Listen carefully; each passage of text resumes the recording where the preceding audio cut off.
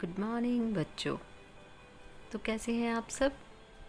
मुझे पूरी उम्मीद है कि आप सब अपने अपने घरों में स्वस्थ तथा सुरक्षित होंगे। मैं निशानंद कैम्ब्रिज इंटरनेशनल स्कूल दसुआ की ओर से एक बार फिर आप सबका हिंदी कक्षा में स्वागत करती हूँ। और आज के अपने विषय की ओर आगे बढ़ने से पहले हमने जो अपनी पिछली कक्षा में जिस विषय के बारे में समझा था, थोड़ी सी उसकी दोहराई पहले ज़रूर कर लेते हैं। तो चलिए, अपनी पिछली कक्षा में हमने कौन सा विषय किया था? जी हाँ जी, बिहारी जी के दोहे, ये कविता की थी शुरू बच्चों, जिसमें आपको ये भी बताया गया था कि बिहारी जी की क्या क्या विशेषताएं हैं। बिहारी जी ने अपने पूरे जीवन काल में एक काव्य ग्रंथ की रचना की है जिसे हम बिहारी सतसई बोलते हैं और जिसमें लगभग 700 के करीब दोहे हैं। इसके अलावा बिहारी जी की एक खास विशेषता के बारे में बताया गया था कि बिहारी जी गागर में सागर भरने की कला में निपुण थे। गागर में सागर भरना अर्थात कम शब्दों में बहुत कुछ कह देना। तो इसीलिए उनके इस गुण के कारण उनके विषय में ये जो पंक्तियां हैं वो कही गई हैं। सतसहिया के दोहरे जो नावक के तीर देखन में छोटे लगे कहाव करे गंभीर, कि बिहारी जी के जो दोहे हैं वो तीरों के समान होते हैं।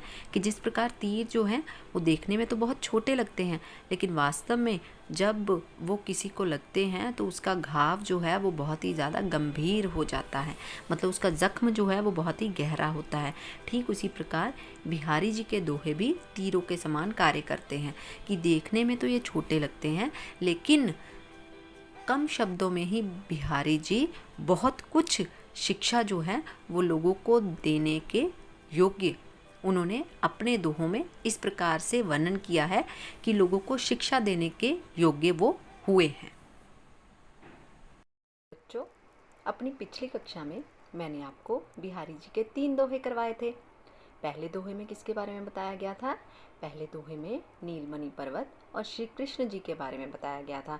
श्री कृष्ण जी की तुलना किससे की गई थी? नीलमणि पर्वत के साथ, कि श्री कृष्ण जी के सांवले शरीर पर धारण किए हुए पीले वस्त्र ठीक वैसी ही शोभा दे रहे हैं जैसे नीलमणि पर्वत पर सुबह की किरणें जब पड़ती है, धूप की किरणें जब पड़ती हैं और चमक उठता है, ठीक उसी प्रकार जो श्री कृष्ण जी हैं वो सांवले शरीर पर जब उन्होंने पीले वस्त्र धारण किए तो वैसी ही चमक, वैसी ही सुंदरता दे रहे हैं। बच्चों, दूसरे दोहे में ये बताया गया था कि जितने भी शत्रु स्वभाव के जानवर हैं वो एक ही स्थान पर मिलजुल कर बैठे हुए हैं। और उसका कारण क्या है? उसका कारण है भयंकर गर्मी।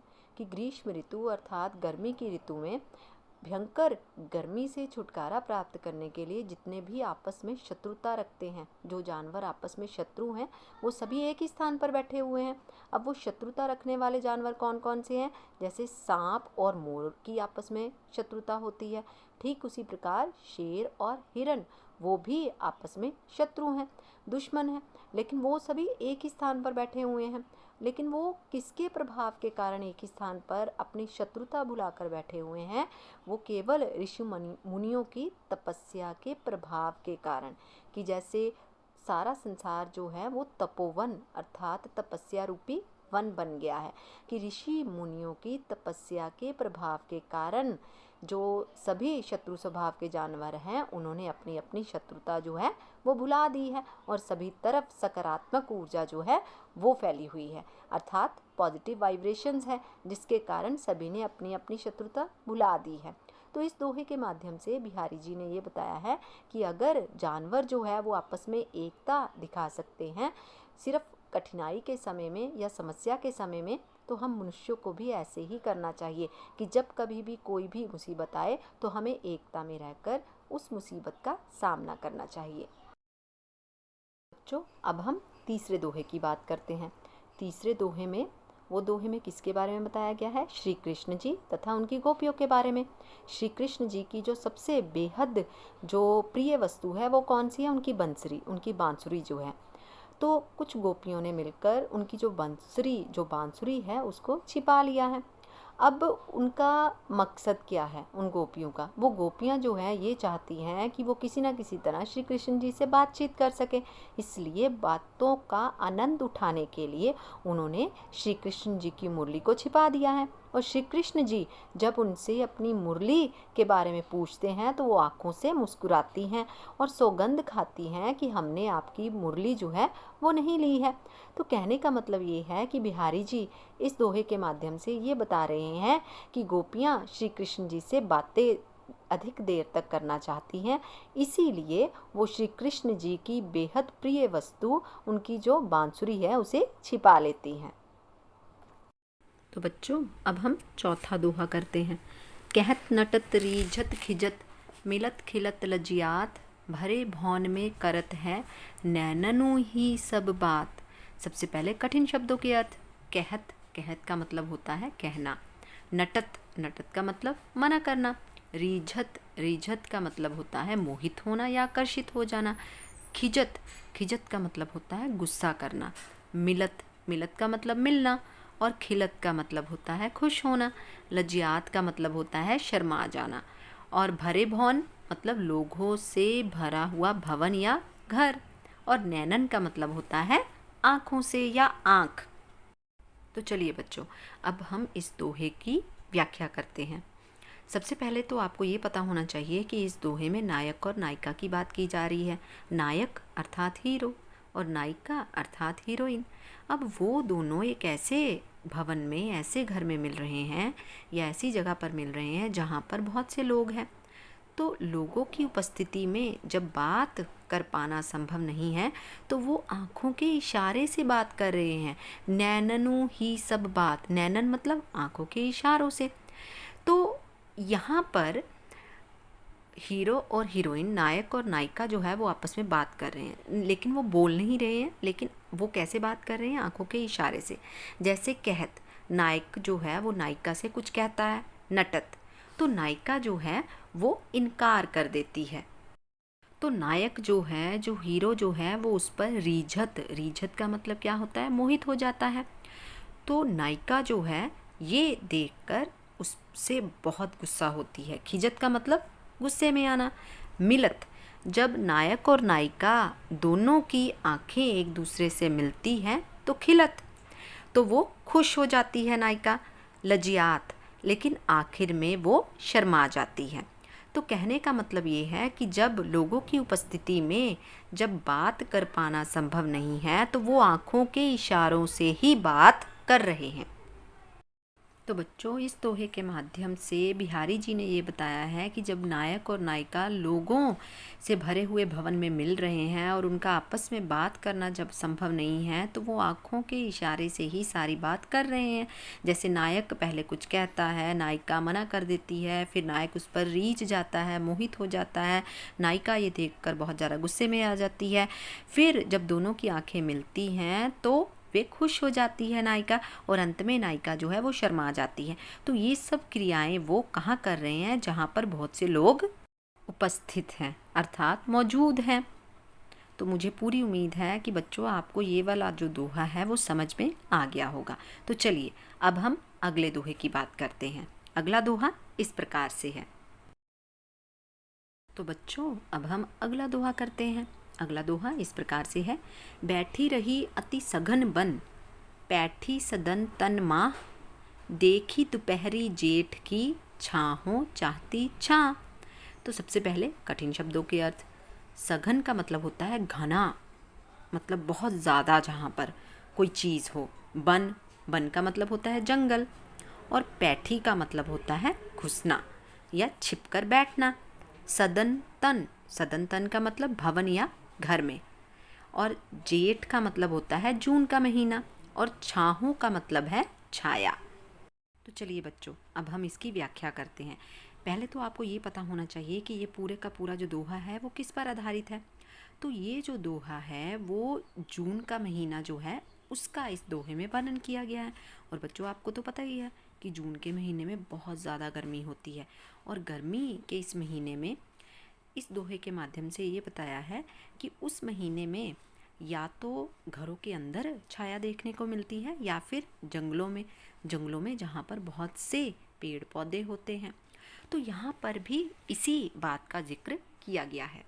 जो इस दोहे में ये बताया गया है कि बैठी रही अति सघन वन, इसमें छाया के बारे में बताया हुआ है कि जून के महीने में जब बहुत ज़्यादा गर्मी होती है और जब छाया देखने को भी नहीं मिलती है, तो बिहारी जी ये कहते हैं कि ऐसा प्रतीत हो रहा है कि जैसे जो छाया है वो भी कहाँ बैठी हुई है, बैठी रही अति सघन वन, कि छाया भी अति मतलब बहुत ज़्यादा घने जंगलों के भीतर, बैठी मतलब घुसकर बैठना, कि घने जंगलों के भीतर घुसकर बैठी हुई है। या फिर कहाँ बैठी हुई है? सदंतन लोगों के घरों में बैठी हुई है। कहने का मतलब ये है कि छाया को भी जब कहीं पर भी छाया नहीं मिल रही है तो छाया या तो घने जंगलों में मिलती है, या तो वो घने जंगलों में दुबक कर बैठी हुई है, या फिर लोगों के घरों में छिप कर बैठी हुई है। तो ऐसा लगता है जैसे जेठ की दोपहर, जून के महीने की दोपहर में छाया भी छाया की कामना कर रही है, अर्थात छाया भी कहीं ना कहीं से ठंडक प्राप्त करने के लिए या तो जंगलों में बैठी हुई है या फिर लोगों के घरों में छिपकर बैठी हुई है। तो कहने का मतलब ये है कि छाया को भी छाया की इच्छा हो रही है, अर्थात ऐसा प्रतीत हो रहा है जैसे छाया भी छाया को कहीं ढूंढ रही हो। और वो किस लिए ढूंढ रही है? क्योंकि जेठ महीने अर्थात जून के महीने में बहुत ज़्यादा गर्मी है। गर्मी के कारण ऐसा प्रतीत हो रहा है जैसे छाया भी छाया को ढूंढ रही है। चलिए बच्चों, अब हम अगला दोहा करते हैं। कागत पर लिखत न बनत, कहत संदेशु लजात, कहिए सब तेरो हियो, मेरे हिये की बात। तो सबसे पहले हम इसके कठिन शब्द करते हैं। जैसे कागद, कागद का मतलब होता है कागज़। लिखत, लिखत का मतलब है लिखना। ना बनत, ना बनत का मतलब नहीं लिखा जा रहा। कहत का मतलब कहना। संदेशु का मतलब संदेश। और लजात का मतलब होता है शर्माना। कहिए सब तेरो हियो, कहिए का मतलब फिर से कहना। तेरो हियो, तेरो मतलब तुम्हारा, और हियो का मतलब होता है हृदय या दिल। मेरे हिये की बात मतलब मेरे दिल की बात। तो बच्चों, इसके कठिन शब्द आपको पता लग गए हैं। अब हम इसकी व्याख्या करते हैं। तो सबसे पहले ये जो दोहा है इसमें एक नायक और नायिका का वर्णन किया गया है, जैसे एक पहले दोहे में किया गया था। जैसे एक हीरो है और एक हीरोइन है, तो नायक और नायिका के मध्य में क्या बात चल रही है ये बताया गया है। कि जैसे जो नायिका है वो संदेश भेजना चाहती है, किसको भेजना चाहती है? अपने नायक को। तो वो क्या कहती है? कागज पर लिखत ना बनत। वो जो नायिका है वो ये कह रही है अपने नायक को कि मुझसे कागज़ पर लिखा नहीं जा रहा है, क्योंकि मैं आपको संदेश भेजना चाहती हूँ, मैं अपने दिल की बात आपको बताना चाहती हूँ, लेकिन कागज़ पर मुझसे लिखा नहीं जा रहा है। कहत संदेशु लजात, और संदेश भेजने में मुझे शर्म आ रही है कि अगर मैं किसी के हाथ आपको संदेश भेजूंगी तो मुझे इसमें शर्म आ रही है। तो फिर आगे से वो क्या कहती है? कहिए सब तेरे हियो, कहते मैंने अपने दिल की बात तेरे दिल में कह दी है, अब मेरे दिल की बात को आप अपने आप ही समझ जाइए। ऐसा उसने क्यों कहा? क्योंकि वो कह रही है कि हम दोनों की स्थिति एक जैसी ही है, कि जैसे जो भावनाएं मेरे दिल में उठ रही हैं वही भावनाएं आपके दिल में भी उठ रही हैं। इसलिए मैं आपको ना तो संदेशा भेज सकती हूँ क्योंकि संदेशा भेजने में मुझे शर्म आ रही है, और कागज़ पर जब मैं लिखती हूँ तो कागज़ पर मुझसे लिखा नहीं जा रहा है। तो आप मेरे दिल की बात को अपने आप ही समझ जाइए, क्योंकि मेरी और आपके दिल की जो स्थिति है वो एक समान ही है। तो बच्चों, अब हम अगला दोहा करते हैं। अगला दोहा इस प्रकार से है। प्रगट भय द्विजराज कुल, सुबस बसे ब्रज आई, मेरे हरो क्लेश सब, केशव केशव राई। तो सबसे पहले हम इसके कठिन शब्दों के अर्थ करते हैं। प्रगट भय, प्रगट का मतलब होता है जन्म लेना। द्विजराज, द्विजराज का मतलब होता है या तो ब्राह्मण या फिर चंद्रवंश। प्रगट भय द्विजराज कुल, कुल का मतलब वंश। सुबस, सुबस का मतलब होता है अपनी इच्छा से। ब्रज, ब्रज का मतलब ब्रज। ब्रज जहाँ पर श्री कृष्ण जी रहते थे। सुबस बसे ब्रज आई मेरे हरो, हरो का मतलब होता है दूर करना। क्लेश, क्लेश का मतलब होता है दुख। केशव, केशव, केशव किसे कहा गया है? श्री कृष्ण जी को। और केशव राय कौन है? केशव राय जो है वो बिहारी जी के पिता का नाम है। बच्चों, इस दोहे में बिहारी जी ने श्री कृष्ण जी के बारे में बताया हुआ है। उन्होंने श्री कृष्ण जी को अपने पिता समान माना है कि जिस प्रकार एक पिता को अपनी संतान, अपने बच्चों के सुख दुख का पता होता है, इसीलिए वो श्री कृष्ण जी को अपने पिता समान मान रहे हैं कि हे परमपिता परमात्मा, मेरे सारे दुखों को दूर कर दीजिए। अब इसकी व्याख्या किस प्रकार से है? जैसे पहली पंक्ति में क्या कहा गया है? प्रगट भय द्विजराज कुल, सुबस बसे ब्रजाई, कि हे श्री कृष्ण, आपका जन्म तो चंद्रवंश में हुआ था, लेकिन आप अपनी इच्छा से ही ब्रज में जाकर रहने लग पड़े। आपकी इच्छा थी तभी आप ब्रज में गए ना, और वहाँ जाकर आप रहने लग पड़े। मेरे हरो क्लेश सब, केशव केशव राय। केशव कौन है? श्री कृष्ण जी। और केशव राय कौन है? बिहारी जी के पिता। कहते जिस प्रकार आपने ब्रजवासियों के दुखों को दूर किया है, ठीक उसी प्रकार आप मेरे सारे दुखों को भी दूर कर दीजिए। तो बच्चों, इन पंक्तियों के माध्यम से बिहारी जी कहना क्या चाहते हैं कि बिहारी जी ने श्री कृष्ण जी को सर्वशक्तिमान माना है और उन्हें उनकी तुलना किसके साथ की है? एक पिता के समान। उन्होंने श्री कृष्ण को अपने पिता के समान माना है और ये कहा है कि आप अपनी इच्छा से ही ब्रज में जाकर रहने लग पड़े थे। तो कहने का मतलब ये है कि परमात्मा की इच्छा अगर हो तो वो कुछ भी कर सकते हैं। उनके लिए कोई भी चीज़ जो है, कुछ भी असंभव नहीं है। कि जिस प्रकार आप बाकी लोगों के दुखों को दूर करते हैं, ठीक उसी प्रकार मेरे दुखों को भी एक पिता के समान दूर कर दीजिए। बच्चों, अब हम अगला दोहा करते हैं। अगला और अंतिम दोहा। वो दोहा इस प्रकार से है। जप माला छापे तिलक, सरेना एको काम, मन कांचे नाचे वृथा, सांचे रांचे राम। तो सबसे पहले इसके कठिन शब्दों के अर्थ। जपमाला, जपमाला मतलब माला का जाप करना। छापे का मतलब है भगवान के नाम के छपे हुए वस्त्र। और तिलक, जो हम माथे पर तिलक लगाते हैं। सरे न एको काम, सरे का मतलब होता है पूरा होना, ना मतलब नहीं, एको काम मतलब एक भी काम। मन कांचे, अगर आपका मन कच्चा है। नाचे वृथा, नाचे वृथा मतलब व्यर्थ में नाचना, मतलब व्यर्थ में इधर उधर नाचते फिरना। सांचे रांचे राम, सांचे का मतलब सच्चाई, रांचे का मतलब होता है खुश होना, और राम का मतलब भगवान। तो ये इस दोहे के कठिन शब्दों के अर्थ हैं। तो बच्चों, इस दोहे में बिहारी जी ने जो हम बाहरी दिखावा करते हैं, जब हम भक्ति करते हैं परमात्मा की, लेकिन केवल दिखावे के लिए करते हैं, तो उस दिखावे की भक्ति का विरोध किया है बिहारी जी ने। उन्होंने क्या कहा है?